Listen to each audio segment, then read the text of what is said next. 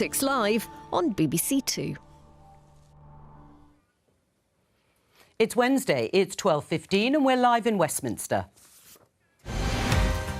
Keir Starmer arrives in Washington for a NATO summit with a cast-iron promise to raise defence spending. What we spend that money on, though, is really important, how we spend it. That's why the Strategic Defence Review that will be announced next week will look at those threats that we're facing and how we work with our allies. But should the new government be moving faster to boost our defences? Also today... Who do you think the next leader should be? The Conservative election post-mortem continues. Can the party recover? And Reform UK's new MPs take their seats in Parliament. We talk to the party's chairman. Joining us today, Labour MP Barry Gardiner, Conservative peer Stuart Jackson, broadcaster and journalist Andrew Marr, and The Sun's Noah Hoffman. This is Politics Live.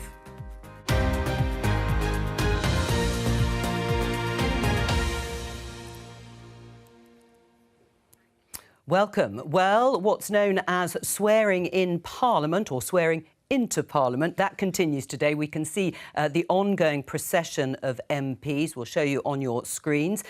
This started yesterday. A record number of new MPs are being inducted in the House of Commons. After the Speaker, Lindsay Hoyle, was re-elected yesterday, MPs were sworn in by order of seniority. Leaders of all of the parties represented in Parliament were given the opportunity to speak. Some of the short speeches were actually quite funny, but we're going to listen to part of what the Prime Minister, Sir Keir Starmer, and the Leader of the Opposition, Rishi Sunak, had to say as they addressed the Speaker. You preside over a new Parliament, the most diverse Parliament by race and gender this country has ever seen. And I'm proud of the part that my party has played in that, proud of the part that every party has played in that, including in this intake, the largest cohort of LGBT plus MPs of any parliament in the world. Yeah. Can I start by congratulating the Prime Minister on his election victory? And as he takes on his formidable task, he and his family deserve the good wishes of all of us in this House. Yeah. Now, in our politics, we can argue vigorously, as the Prime Minister and I did over the past 6 weeks, but still respect each other. And whatever disputes we may have in this Parliament, I know that everyone in this House will not lose sight of the fact that we are all motivated by our desire to serve our constituents, our country, and advance the principles that we honourably believe in. So all very civilised in Parliament, handover of power, as is often the case at these big parliamentary moments. And Andrew, I suppose Sir Keir Starmer can afford to be magnanimous in victory and Rishi Sunak gracious in defeat. We've heard a lot from Keir Starmer about duty and about service.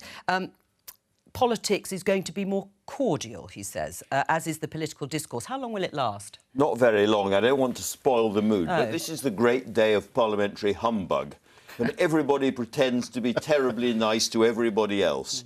And, you know, Rishi Sunak, who was pretty snippy and tetchy during the election campaign, he finds the gears marked sort of dignity and grace. As is expected. But, yeah, we had Keir Starmer being terribly nice to Diane Abbott and Diane Abbott almost accepting it and vice versa. And this goes on right across the Commons. But we shouldn't take today terribly seriously. Right. Or yesterday, I should say. Well, yes, and it's ongoing, of course. I mean, Noah, how much getting used to will it take for Conservatives, Tories, as they were in government for 14 years, and there they are on the opposition benches and a much reduced number? I don't think they will be able to fully get used to being in opposition until they've sorted out the leadership issue, and they're right to take their time to do that. But really, in order to be an effective opposition to Keir Starmer, the Tory party need an identity, and they don't yet have that. They need a set of values and principles that they are going to use to convince the public of why they can be trusted again. And until that identity is formed, until this reincarnation happens, I don't see how we can have a proper, strong opposition. Right. Well, interestingly, if we just have a look at this headline in The Times, Kemi Badenoch, in the shadow cabinet, obviously a potential leadership contender, rips into Rishi Sunak over election blunders. Yes, it seems in the first shadow cabinet meeting, Stuart, Kemi Badenoch said it was almost unconscionable unconstitutional for Rishi Sunak to have called that election over. But the so-called psychodrama, as many Conservatives themselves have talked about, seems to be breaking out yet again, even within shadow cabinet. Yes, and although I agree with her analysis, and I think she's spot on, I do deprecate the fact that this first meeting of the shadow cabinet, which is an interim shadow cabinet, has been leaked to the Times, and we know who used to leak from cabinet to the Times, but I won't say. Please do. It wouldn't be politic to say, but I do agree with Noah that you know, frankly, you know, it was only last week. The public don't want to see the Conservatives. They're fed up with them. The election was an emphatic rejection, and we don't have to rush into creating a new party with new policies and a new manifesto. We should take our time. And this idea that it's business as usual, let's be terribly polite to each other, it's for the birds, really. There has to be a cathartic, dare I say it, bloodletting moment where people are told, you made big mistakes, you made big policy mistakes, and you made mistakes on the election, for instance. And that has to be, and that's healthy, and that's what all parties will have after a bad defeat like the one we suffered. Right, bloodletting. In what sort of form are you thinking that should take? Well, I do think there has to be an accountability for having the worst election result in 100 years, or perhaps ever. I don't think we can say the pendulum will swing back, the voters were just a bit grumpy. It's not just about the leadership. It's about our policies on social care, on the NHS, on education, on immigration. It's about that solemn contract with the voters that we made, the promises we made that we broke, and I think we've just got to address that. Right, otherwise it's existential. Yes, potentially it is, because we've got no right to own the right of centre mandate and franchise in British politics. And we need to understand that. I'm a Conservative, I want us to win again, but I also want us to be honest with ourselves and the electorate. It was a hugely chaotic, selfish, zigzagging period of power by the Conservatives, and I think... And long. And the worst election campaign ever fought by a modern democratic party in this country. Absolutely appalling, and there has to be accountability. But picking up what Noah was saying, I don't see how the Conservatives can choose their next leader until they decide a couple of really big existential questions, of which the first is, do we warmly embrace Nigel Farage? Do we wrap our arms around him, or do we try and kill him? Until they know what the answer to that is, I don't see how they can choose a leader.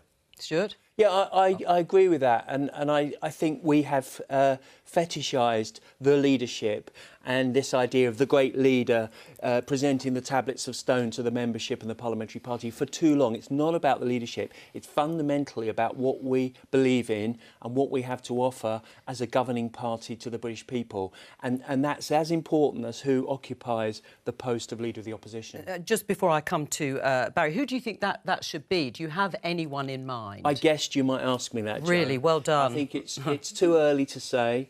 I think... Well, you know who they're going to be. Yes, but I Robert Jenrick, honestly, Kemi Badenoch, Victoria Atkins, Priti Patel. Well, it won't be Victoria Atkins. I won't be supporting Victoria Atkins. But I have to say, it's about honesty, being candid, being authentic, and actually articulating long-standing, enduring Conservative values and beliefs. I forgot Suella Braverman, or is she no longer? James Cleverly. And Tom Tugendhat. Oh, and Tom Tugendhat. Oh, thank you. There is that very long list. I'm not likely to vote for Tom Tugendhat. And Suella? I would want to see what Suella's agenda is and what her programme is. Whether she's actually the only... She was quite explicit. Yesterday we played quite a big section fairness, of her. Whatever Miss Badenoch says about her, she at least articulated a difference of opinion with what was obviously a failing government and a failing campaign. I will come to you, Barry, I promise.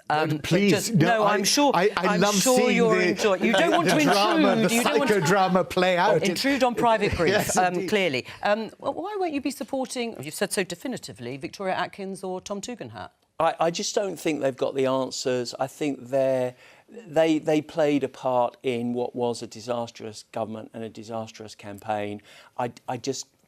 Personally, I don't feel that they have the solutions to what is an existential crisis and a threat from reform. All right. Barry, of course, the Labour Party went through similar I don't know, difficulties, let's put it that way, in 2019. And Sir Keir Starmer became leader, and as he has said endlessly and repeatedly, he's changed the party. Any advice for Stuart Jackson and his Conservative colleagues? Well, Stuart said it's going to take a long time. And all I'm going to say, Stuart, is please, could you make it as long as 5 years before you get it sorted out? That would be very helpful to us. I forgot to mention the word helpful advice, yes. Look, I think actually what Andrew said is entirely right. And it's not just the Conservative Party that needs to be extremely wary of the fragmentation of our electoral system at the moment. It's also the Labour Party. Because we know that we've got this wonderful majority, and I'm thrilled, you know, it really does enable you to do things in government when you've got that big majority. But equally, we should be aware that if you had added the seats, or the votes rather, for reform and the votes for the Conservative Party, in many of those seats, we would not have actually won. And that means that we have a thin majority from the point of view of electoral politics. Well, as they said, it's shallow and wide. We're going to talk about this in more detail later on, but Andrew. Very, very important to remember that in this election, only 60% of the people who actually voted either Labour or Conservative. And if you take the entire electorate, only a fifth of people voted for the government that won this huge majority. We have to remember that. Right, well, let's talk about one of the issues that was discussed during the campaign and is now very much one of the top items on the agenda, certainly, of course, at NATO. Let me show you this headline, BBC News. Prime Minister says defence spending commitment is cast iron.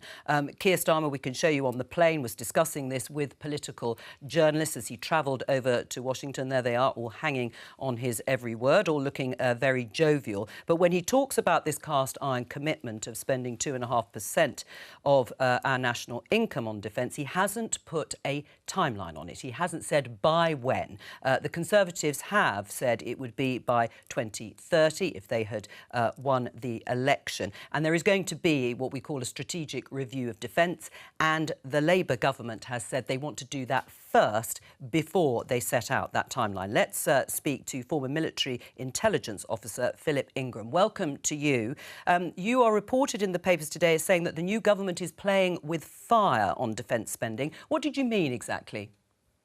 Well, if we look at what's happening globally with the war in Europe between Russia and Ukraine, supported by NATO, with the instability in the Middle East, with what China's doing in Southeast Asia, you know, we are on a pre-conflict path. We're not post-war, and therefore spending on defence should be started as soon as is possible and then tweaked by a defence review. You know, John Healey has been the Shadow Secretary of State for Defence since 2020. He's been given access to lots of the briefs that he needed to pre-plan, and he will understand exactly where the gaps are in defence. And a lot of those are in getting our defence industrial base right.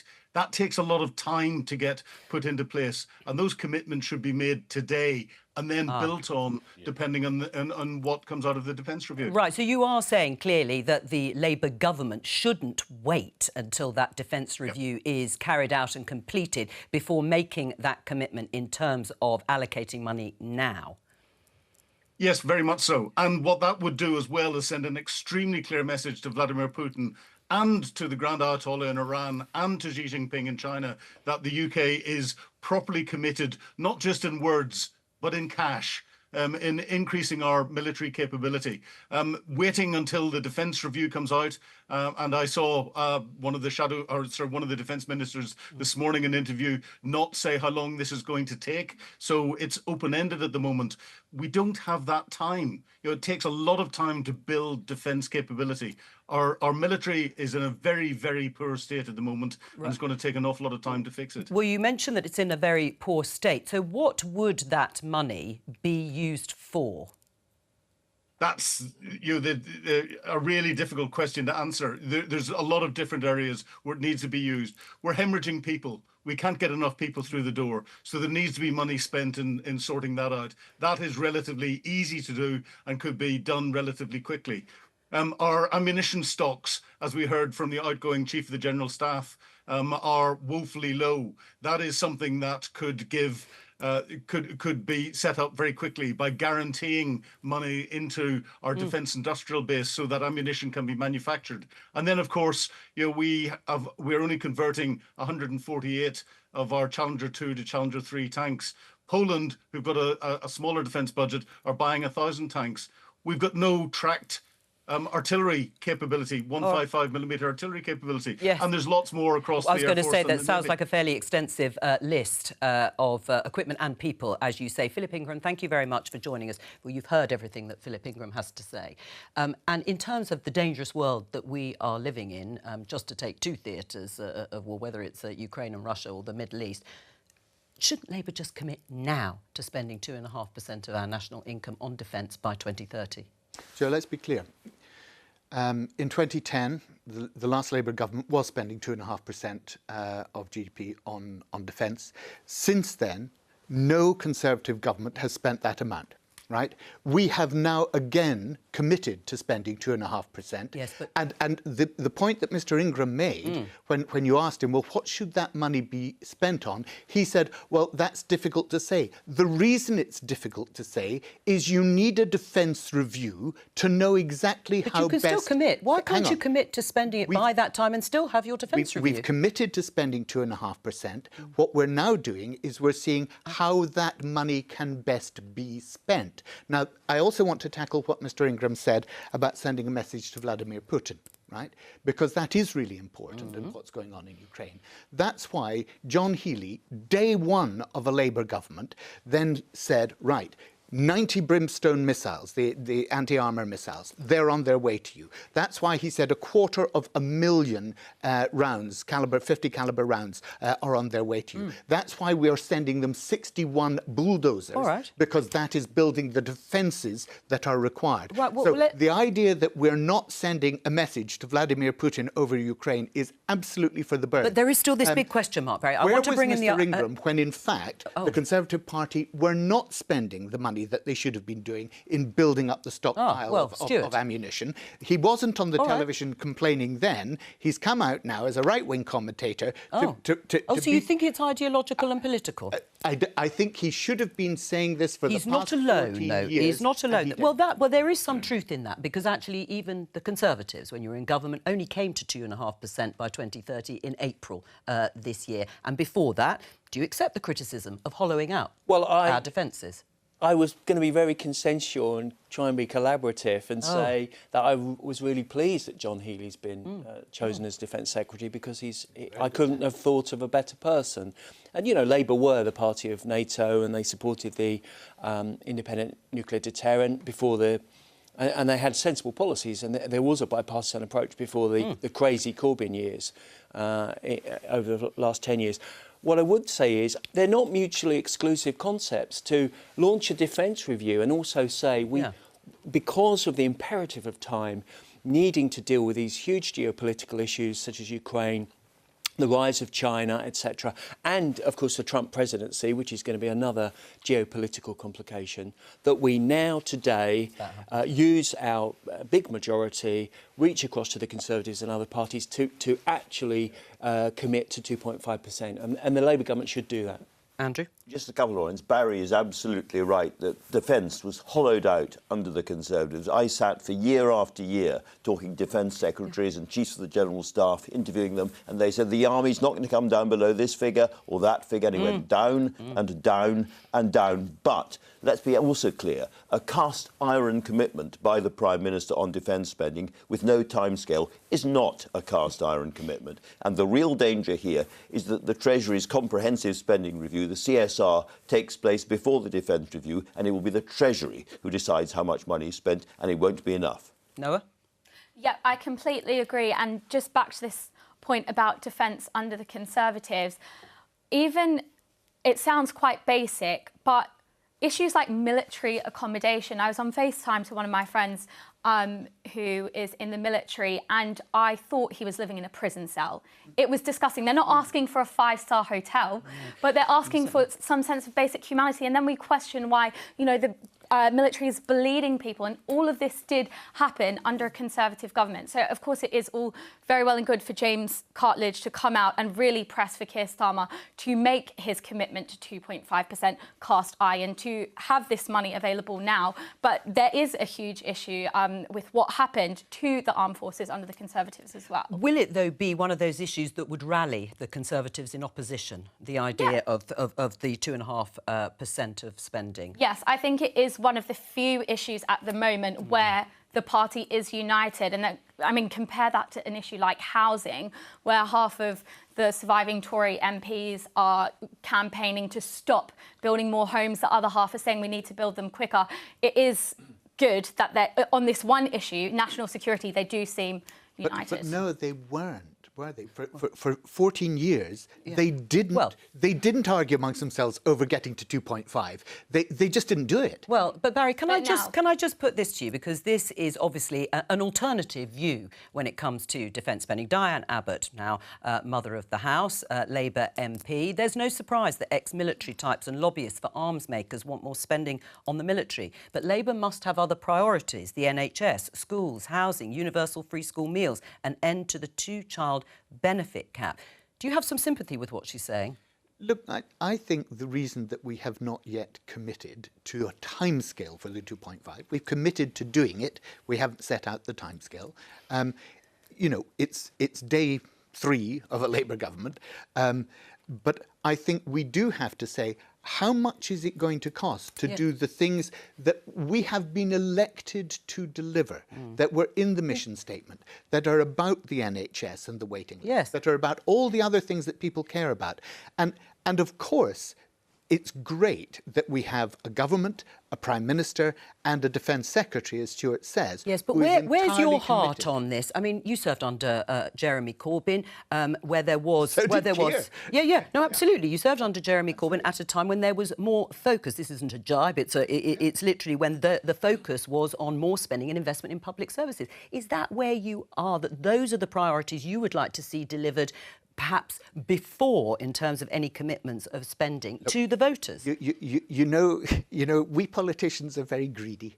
What we like is everything. We would like to be able to do everything. But what we have to do, if we're not to run out of money and we're not inheriting a great economic backdrop here, what we have to do is we have to look very carefully at each area of spending, at the commitments that we've made, and we've got to try and cut our... But it is about priorities, because, look, Andrew, you just have to look at defence spending historically since the Second World War. I mean, if you look at the graph there on health and defence spending, defence is the red line, and you can see the crossover there with health, and that has been what's called the peace dividend. The spending on health has gone up and up, apart from that dip you can see there at the end, but it still hasn't come close to defence spending, and that was because of the pandemic, or during the pandemic. The Cold War, of course, was there, and again, you can see it dim. Are we at the end of the peace dividend? Are we going to have to see some sort of, if not reversal, then closing? We are certainly at the end of the peace dividend. It is a really, really dangerous world out there,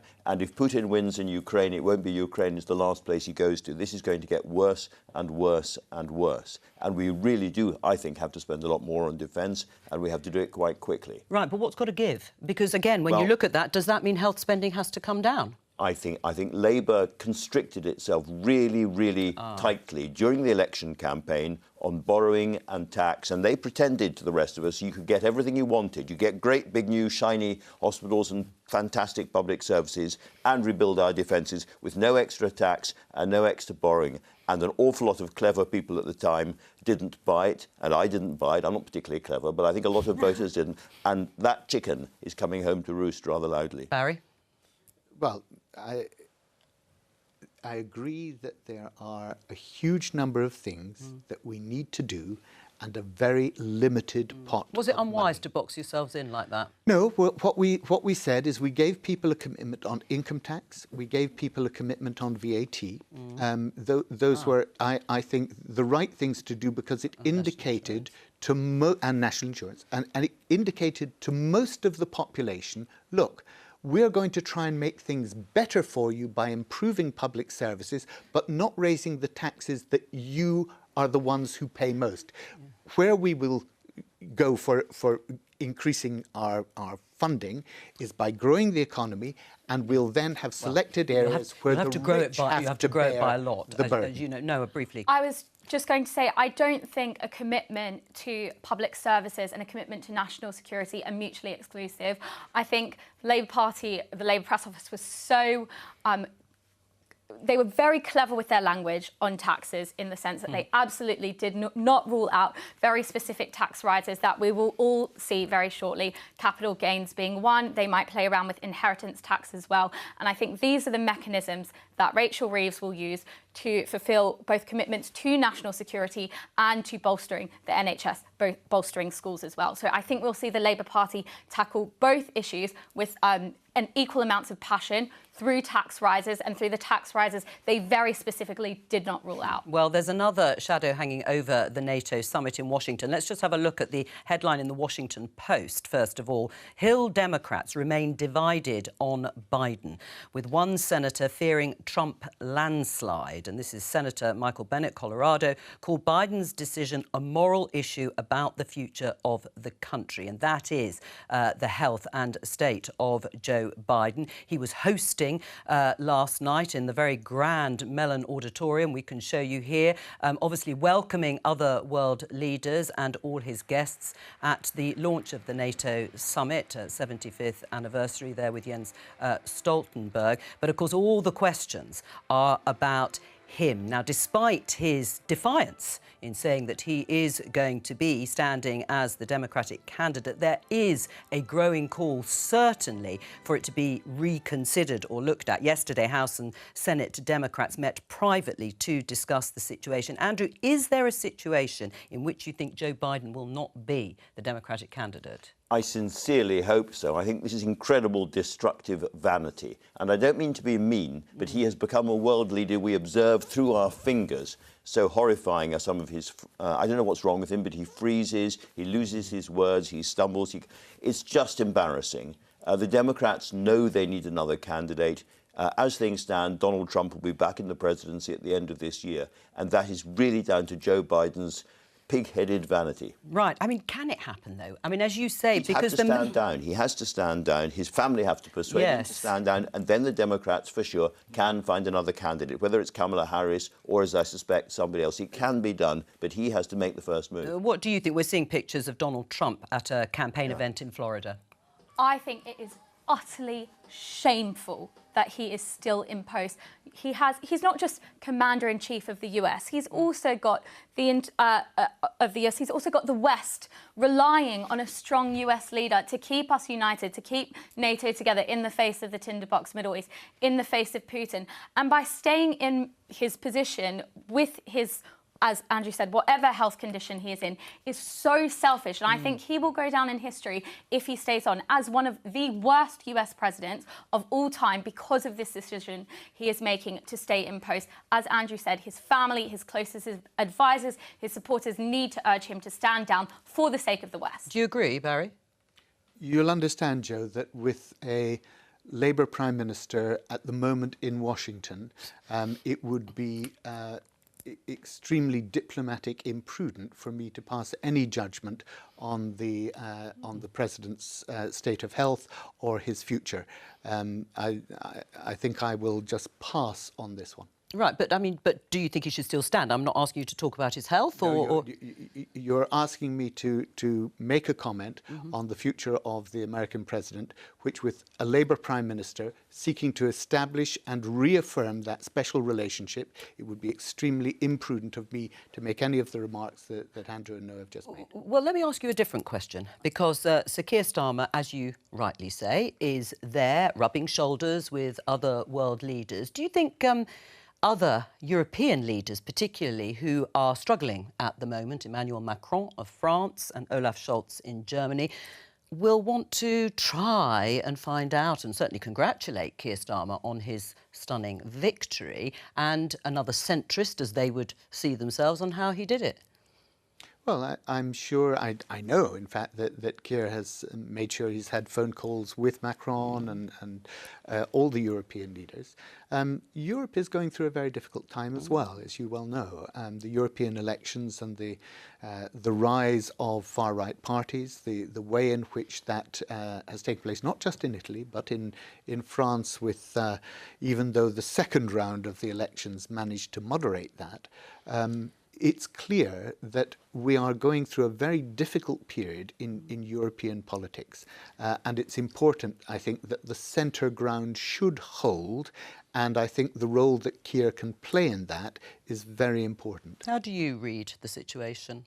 Well, at the moment, Trump is going to win a majority in the Electoral College, and he's definitely going to bring the Republicans' victory in the Senate and embed their support in the House of Representatives. So you will have all three branches controlled by the Republicans. I think Andrew's right. This is deeply selfish and deeply cynical of the Democratic leadership.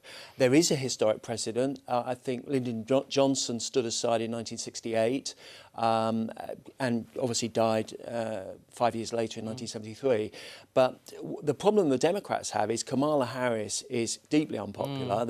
Gavin Newsom has baggage, the governor of California. There isn't anyone to step in. And I think if you're of the progressive left of centre view, I think you do have a moral duty to understand what might happen if you keep Biden on the ticket. Cognitively, he's not up to the job, and he's certainly not up to the job for another 4 years.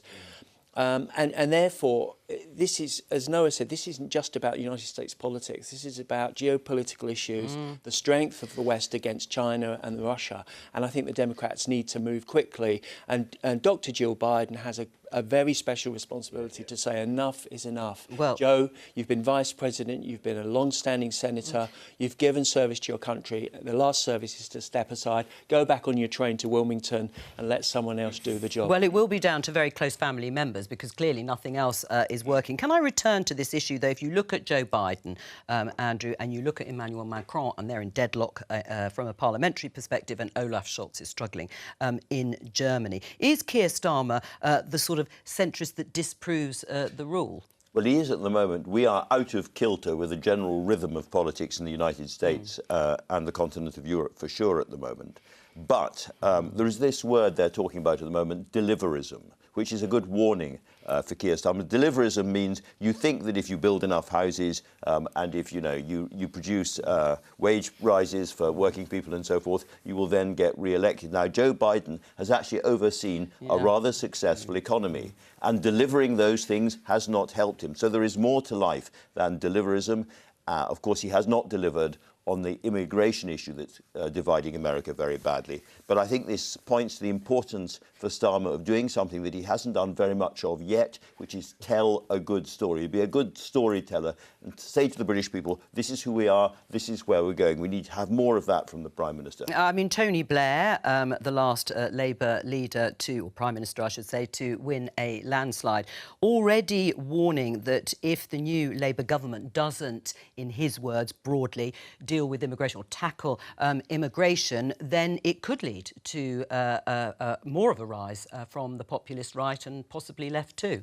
Yeah, and Tony Blair is absolutely correct. The worst thing Keir Starmer can do at this point, and more broadly the Parliamentary Labour Party, is brush off British people who voted for reform as racist, as people who should be ignored, brush off concerns about immigration or about small boats as unsavoury. I think why Tony Blair was so successful is because he brought so many people along with him. He listened to all views and he didn't disregard them from a sort of snobbish, very hard left-wing perspective, as we saw under Jeremy Corbyn. This is a big issue, and Yvette Cooper and the Home Office really need to get to grips with it. They need to address the demographics of voters who are concerned and tackle it quickly. Well, I can see Richard Tice, Chairman of Reform UK and Reform UK MP, nodding away there. We're going to talk to you in just a moment, Richard, but just to say you were elected as MP for Boston and Skegness in Lincolnshire. Congratulations to you. And, of course, Nigel Farage, on his 8th attempt, was also elected to Parliament. Here he is making, as you remember at the very beginning of the programme, I talked about his first speech praising the current Speaker, Lindsay Hoyle, and causing, of course, some controversy.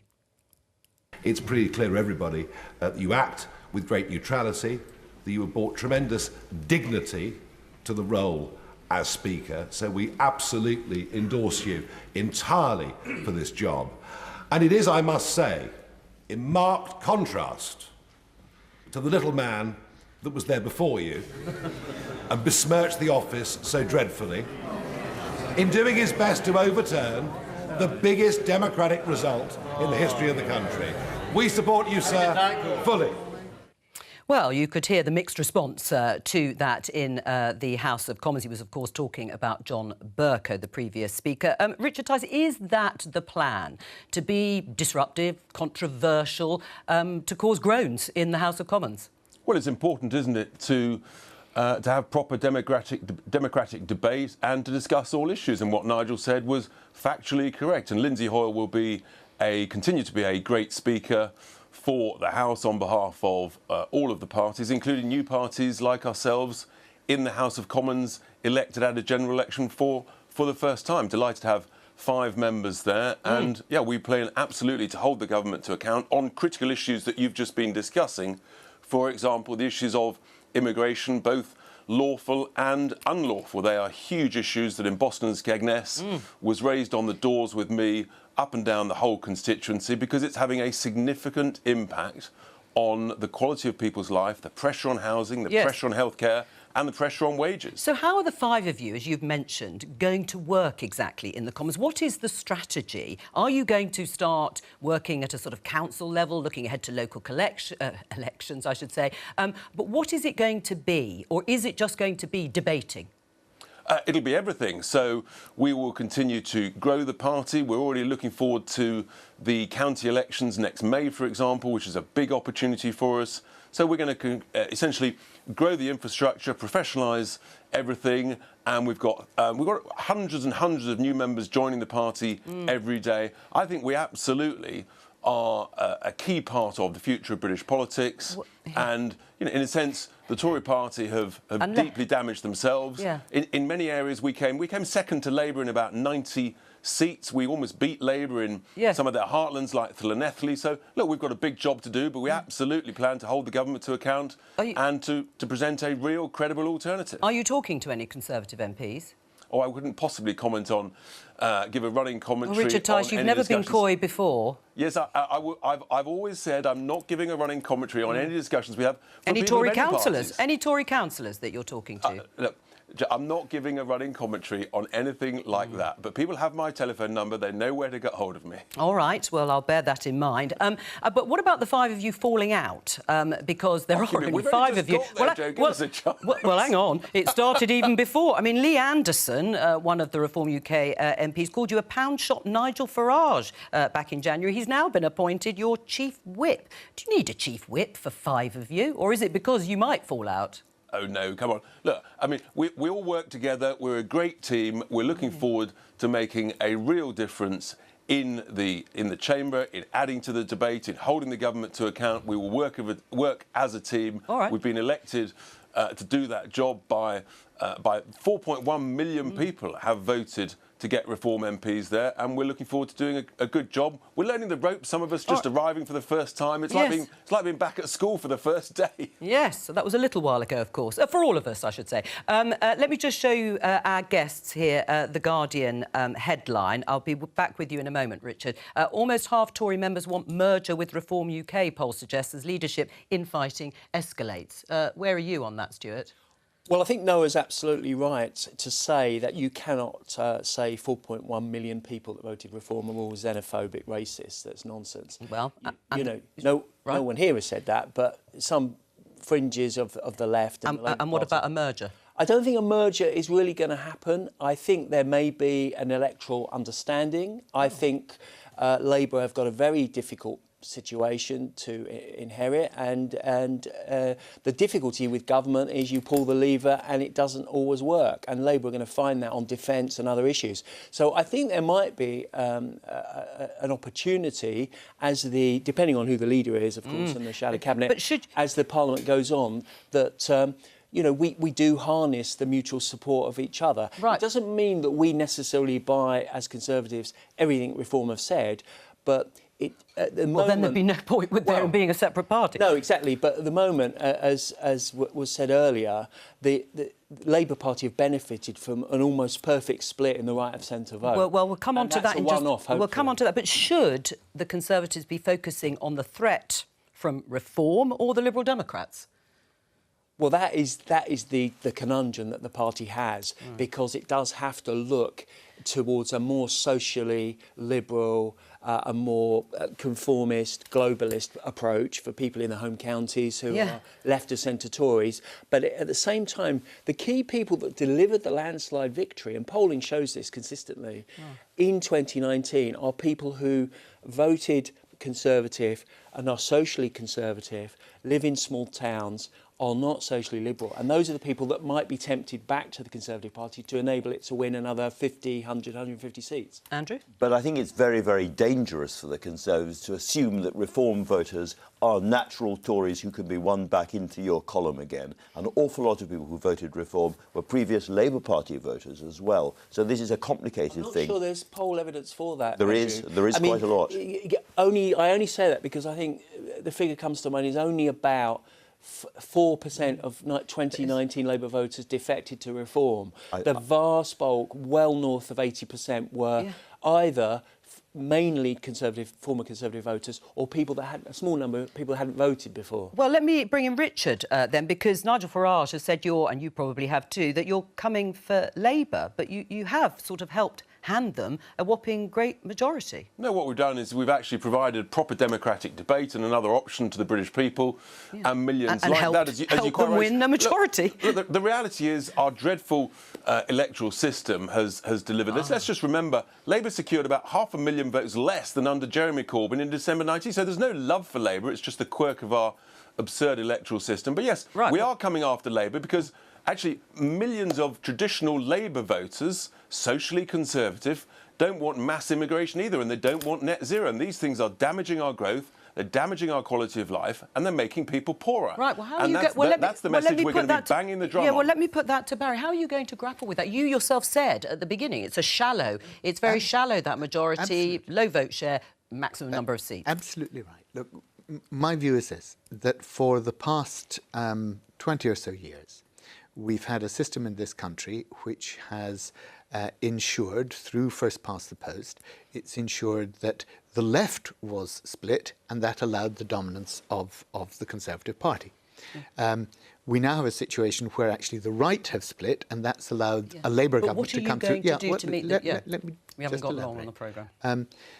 And because of that, I think it's very interesting to see that we will now start getting, from people who never supported proportional representation before, we'll start getting these arguments saying, how can it be that 4 million people... Now, I actually believe in the first past the post system, and I'll argue it on the basis of being the constituency link and so on.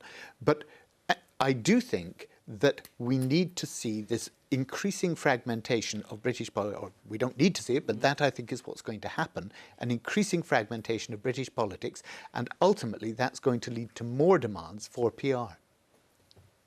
Yeah, so I completely agree that now Britain is very much a multi-party system, but it is interesting because calls for PR do tend to come from people when it suits them most. It will be, I'll be keeping an eye open, eyes peeled for whether the Liberal Democrats keep up their big calls for proportional representation now that they've won 70 seats as well. All the Conservatives? Yeah. I don't remember any calls for... I think historically we do see these calls come from people when it is to their benefit, and the second it's not, that goes away.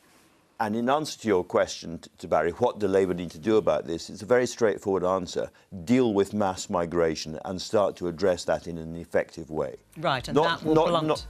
But Andrew, if we're going to deal with mass migration, let's be absolutely clear where it comes from, and let's not make people believe in any way that this is about the tiny proportion of net migration that comes from the boat people. I'm going to say goodbye and thank you to Richard Tice, although he's disappeared off the screen. Thank you to him and thank you to all of our guests for joining me today. I'll be back with more tomorrow at 12:15. Bye-bye.